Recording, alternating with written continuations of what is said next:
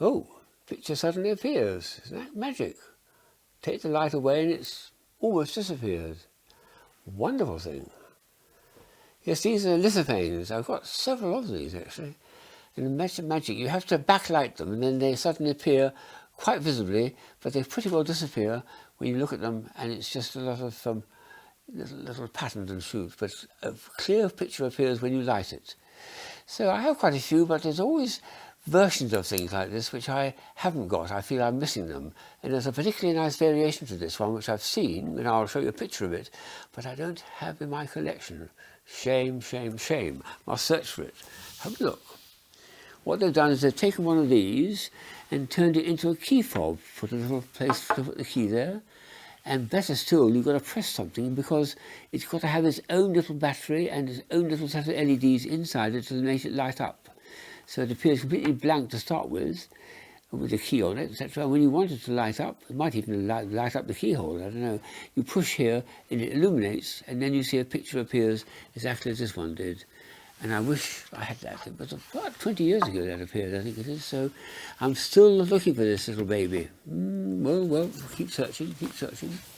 Here's another one which I haven't even come across, but I just saw the picture of it and I thought this is something very interesting. So let's see if we can work out what's going on here. It's a bunch of cigars, but the trouble is I don't actually smoke. But I do drink. Oh, goodness me, these are cigars you don't smoke, you drink. They each contain a little vessel inside, and it's got VSOP, it's got very high quality brandy inside, or cognac. And they're in a box like that, cigars, but every one of them, you take off the cap at the top, turn them over, pour them into a glass, there's the glass waiting, and you put the drink in. So I think I ought to get one of those in my collection, if I can find one, but I haven't found it yet. Keep searching, keep searching. Here's another favourite toy of mine, and I've seen some variations which I want.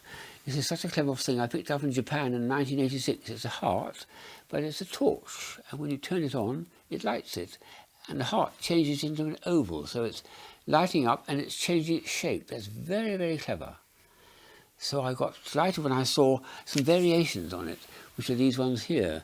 This one here is very similar to this. It's nearly a heart, nearly an oval, and nearly a heart, but it's something in between. But you see, you're turning it like that, it lights up, but there's a different shape to it. While these ones look like birds into fishes or something. I don't know what they are. There's butterflies and something else there. This is fascinating. So another broad feet from 2002 or something, a long time back.